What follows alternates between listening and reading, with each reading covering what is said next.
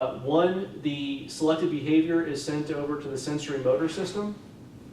The selected behavior is also sent back to the procedural memory system, which we'll talk about later in its importance to learning.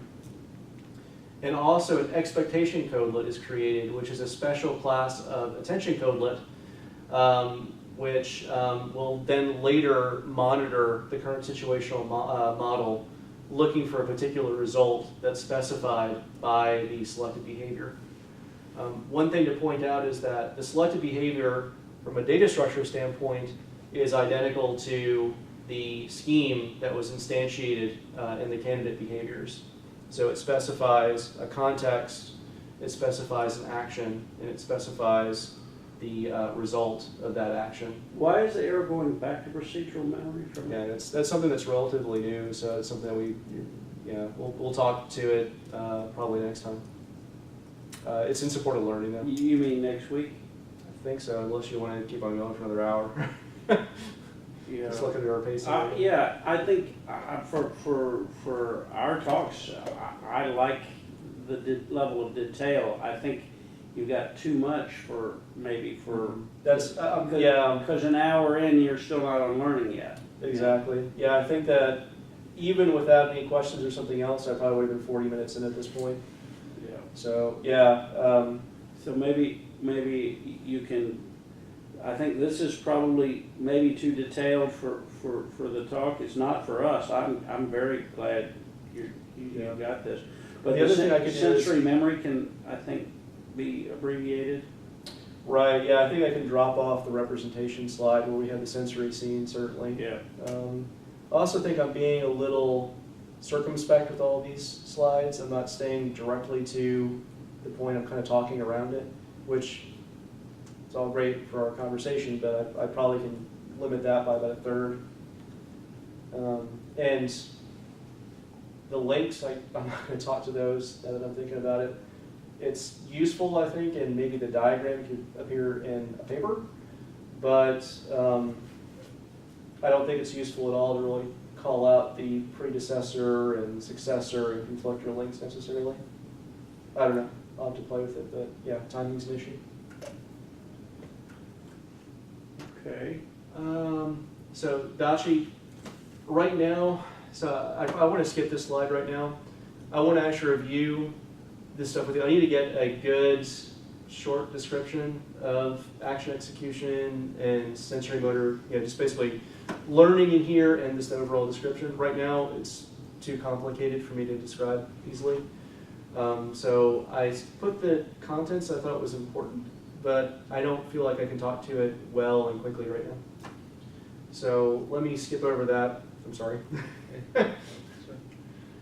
All right, so this again is just another section of the diagram where I'm calling out where the action and learning phase occurred.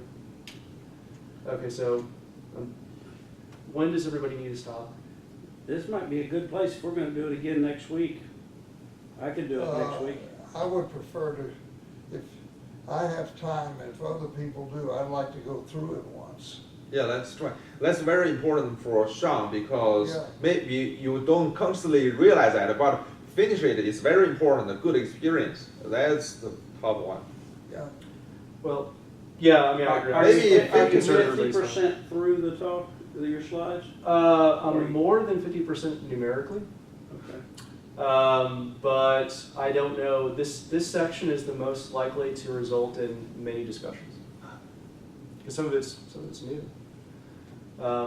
So, Stan, I wonder, maybe we should meet during the week and review all of these. Well, I think we prior. should, but I'd like to go on anyway. All right, let's do it. I don't think I can make it to the end. Yeah, if you need you've to got stop, 50% it's okay. I mean, just whenever you need to stop. I'm just gonna keep on going until they get tired of hearing me. And Don't think about need to go revising before too much right now. Think about how to finish it. Doesn't matter what you have, try to finish it first. Yeah. Cool, that sounds good. Okay, so the last section of the presentation relates specifically to the learning mechanisms in LIDA, and this will cover things, not just the actual mechanisms themselves, but also what we hold as being important for learning in LIDA. So there are three things that I'm going to cover here. Just a basic idea of what learning is in LIDA, some basic terminology and what it covers, what learning covers. Conceptual commitments of the LIDA model specifically related to learning. And then learning mechanisms of different kinds. So perceptual learning mechanisms, declarative memory learning mechanisms, attentional learning, procedural learning, and sensory motor learning. So when we talk about learning in LIDA, we're really talking about two flavors of learning. We're talking about selectionist learning, which is really related to structures that currently exist that are learned, but they have parameters that can be tweaked. So for example, we have this concept of base level activation.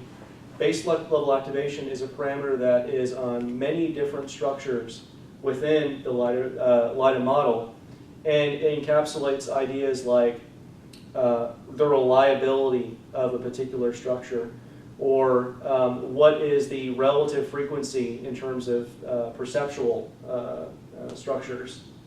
So selectionist learning is basically, how do I update these parameters on a already learned structure in order to adjust my behavior in the future?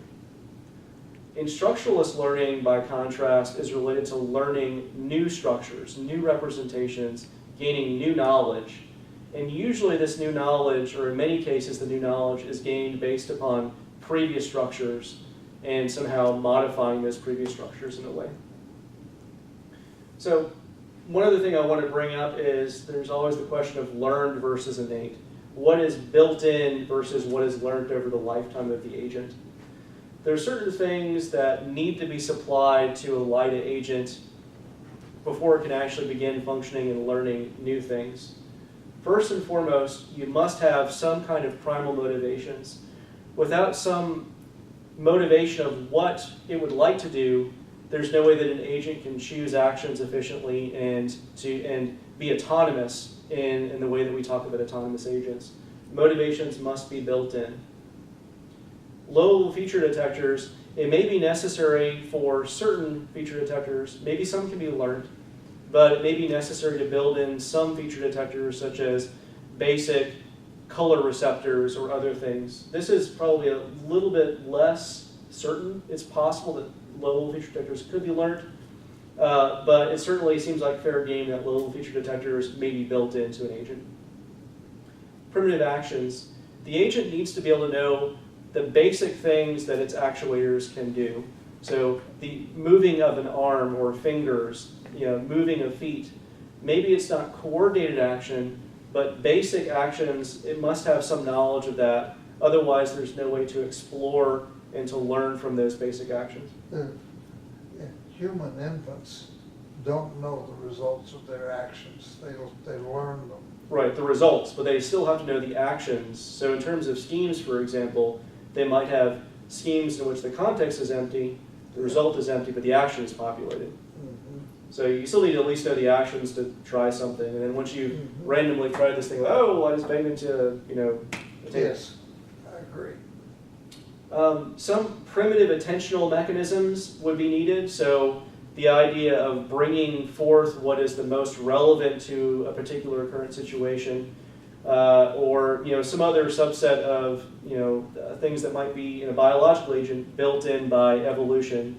So for example, loud noises might be something that an agent might immediately respond to. Any kind of very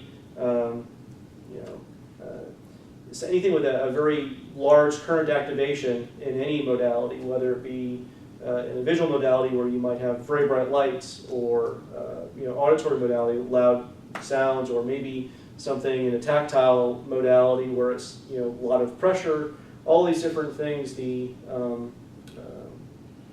amount of the stimulus may be something that is automatically responded to. And the same thing with relational processes. It's very possible that agents already have some concept of time, where one thing comes before the other, or maybe there's some primitive categorization skills where something already knows how to look for similarities between different content. That might be something that's built in. And finally, the learning mechanisms themselves, that's something that has to be endowed within the agent. And part of what we're talking about here is how LIDA specifies how those innate mechanisms are created. But pretty much anything else seems like fair game, at least in theory, to be learned. Okay, so now I'm going to go through the conceptual commitments. There's 5 of them that are related to learning. So the first of these is extremely important for the LIDA model, and it's the conscious learning hypothesis, which basically says that all significant learning requires consciousness. Not only that, it says that consciousness is necessary and sufficient for learning. Learning processes can be unconscious, meaning that the agent does not know that learning is happening, and I think that they typically are unconscious. The agent may know that it has an intent to learn, but the actual intention of, the intention of the agent to learn does not necessarily mean the agent is going to learn. The intention only affects the selection of actions in the future which could help learning. Learning itself would be unconscious though. Or the learning processes, let me be really specific, the learning processes that actually do the updates are unconscious. Now, there are a lot of claims of unconscious learning, and what we would say is that, and I'm just going to talk about 2 different types of claims. One is claims about priming, and the other is claims about what implicit learning means and whether that requires consciousness. So priming, we would say that priming, and what priming would mean is that, it's probably best illustrated by an example. So if I'm exposed to some particular stimuli, it may make it more likely that that stimuli may be retrieved from memory. Stimulus is this. Oh yeah. So I was saying plural. Yeah, that stimulus would be recognized over some period of time, or in the case of a particular perception may be flavored by previously encountered stimuli. So, for example, if someone were to mention to me fishing, and then they mention the word bank, I'm more likely to think of the side of the river, the bank of a river, than I might the financial institution. And with that particular audience, You probably don't need to. you wouldn't have to tell them what priming is. Okay. Yeah, that's good, because I muddled there. Okay, so we would say that priming is not learning because it's limited in scope, meaning the kinds of things that you can learn through priming would be very insignificant, meaning you're not going to learn the contents of a book through priming, you're not going to learn things that are capabilities you can do with other kinds of memory modules and other mechanisms. Also, priming tends to be short in duration. So you have priming effects, I don't know exactly how long, maybe they might last hours to a day, I'm not sure. Somebody's going to say to you, but priming is important in our understanding of language. Right, and we wouldn't deny the importance of priming, we're just saying that it's not a significant source of learning. Yeah, okay. And finally, implicit learning, what is usually talked about implicit learning, there's this belief that no conscious content is required in support of this learning. What we would say is that this is just a case where we're not necessarily aware of the fact that we are, learning some particular thing, that we're taking some action that would result in learning. But some conscious content is still required to modulate that learning. Yeah. Doesn't happen while you're Asleep, yeah. That's Doesn't have a what? while you're asleep. Yes. Still didn't hear it. Asleep. Yep, I think that's important to say. That makes it really clear it doesn't happen. Now, we use the term consciously mediated in connection with this kind of action selection. Is it appropriate to use that term here with implicit learning, consciously mediated, or is it confusing? Well, it's certainly analogous, isn't it? Oh, yes, yeah. But go ahead. Mediated is mediated by consciousness, but Yeah. unless the term is just so overloaded that. Yeah. Okay, so the second conceptual commitment related to learning is profligacy in learning. And this can be summarized by the catchphrase, every memory system, every broadcast, though that might not be exactly precise. So first off, memory modules, they learn independently. Every memory module, at least the long-term memory modules, learn independently. And they do this by selecting content from the conscious broadcast. As we talked about in the previous commitment, the conscious broadcast is critical for learning, and it's required. And they take that selected content and they apply their own independent learning processes. Now, learning can also happen with every broadcast, though it doesn't necessarily have to happen with every broadcast. And we've already seen that with declarative memory in particular, it does not happen with every conscious broadcast because there's an offline consolidation process that's required. But in general, learning can happen and does happen with every conscious broadcast. So commitment number 3 is related to the role of feelings and motivations and how they would modulate learning. So there's a couple different terms that we use, and understanding these terms is important for understanding how we implement motivation in LIDA. So the first of these terms, affective valence, this is related to general liking or disliking. For example, whether I'm hungry or whether I'm satiated. The sensation of hunger may have, a positive affective valence associated with it. I mean, we like being, did I say hungry? No, I don't know. Satiated would have a positive affective valence to it. I mean, we like to feel satiated. Hunger would have a negative affective valence. We dislike being hungry. Related to this is a similar term, incentive salience, which is distinct from affective valence. Wanting and dreading is distinct from liking and disliking, and there's some neuroscientific evidence that there might be separate neural representations for this, coming out from the motivations paper. Incentive salience, unlike affective valence, what it really is trying to quantify is a magnetic quality that some stimuli have. So for example, I might have,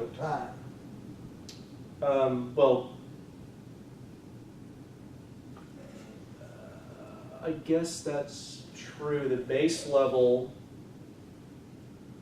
incentive salience, I guess, would be more time invariant, and the current incentive salience is more time specific. Yeah. But yeah, they're both in there. Yeah, but it's a magnetic quality that sort of specifies how desirable a particular thing is. So, unlike affective valence, which is this general liking or disliking, like in hunger and being satiated, those are good examples. The incentive salience is something different, where it's associated with some particular event, and it says something about how desirable that event is. This is implemented in LIDA, so feelings are implemented in LIDA using special nodes in PAM. And those nodes are, in particular, feelings are a set of nodes that have affective valence. Not all nodes in PAM have to have affective valence, but those that do are considered feelings. And there are two classes of feeling nodes. There are drive-related feeling nodes, and those are feeling nodes that are specifically related to the internal state of the agent. And there's interpretive feeling nodes, which are feeling nodes that are in response to some external or internal events. And the distinction between feelings and emotions are simply that emotions are considered feelings that are actually about something. Did that actually make sense how I described that? Yeah, cognitive content. Yes, they've got associated cognitive content. The thing I worried about when I was describing it was that it felt like the way I described interpretive feeling nodes, it seemed like it was about an event in some way, and the way I just described it, it's not, interpretive feeling nodes are not about a particular event. They're still they're in response to an event, but they're not associated with Yeah. an event. Mhm. Okay, so I think I need to practice this one another time. But and finally, related to how learning, at least the learning rates, would occur, there's a law called the Yerkes-Dodson law that basically specifies an inverted U, and I think I need a diagram here, where at a certain level of incentive salience or a certain level of, I guess, I don't know what I want to say here.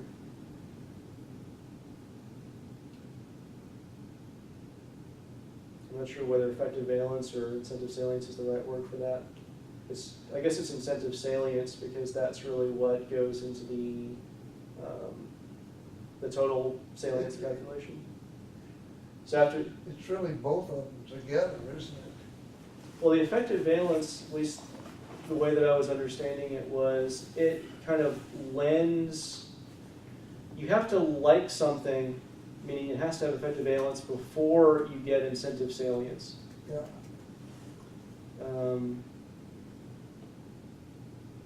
Yeah, I don't know. I'm not sure, but one of those two things, I got to clarify that. If you What have, it really talks about is activation altogether, which And I believe it's talking about the reticular activating system. I believe it goes back to like the 30s. yeah, I was looking it up in a little bit. It is a very old thing. It might be even before that. 1908. Yeah. But, and I think this is where a diagram would help, but the general idea is that a low level of activation would result in some lower level of learning.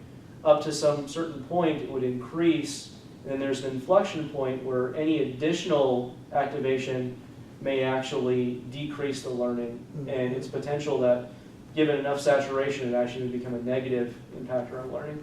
yes.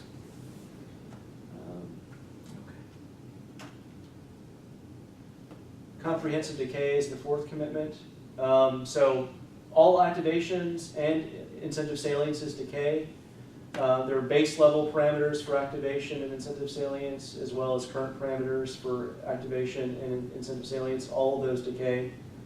Another example of decay in LIDA is that autobiographical memories decay into semantic memories, because the individual parts of structures that specify episodes would decay away and be removed. That would be specifying place or time or emotional content. And that's how that transition from autobiographical memory to semantic memory would occur. Typically we talk about... Autobiographical memories also simply decay. Right, they might just be completely removed. Yeah. Yeah, I wonder if I should throw something in about once something's decayed to a certain point that it's removed, as a general statement. Sure.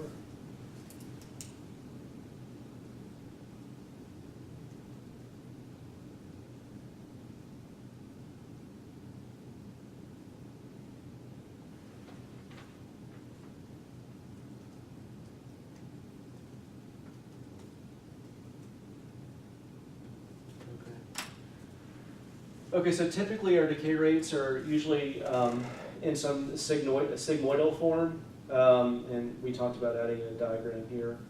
But ultimately what it looks like is there's rapid initial decay, and then it will slowly have this asymptotic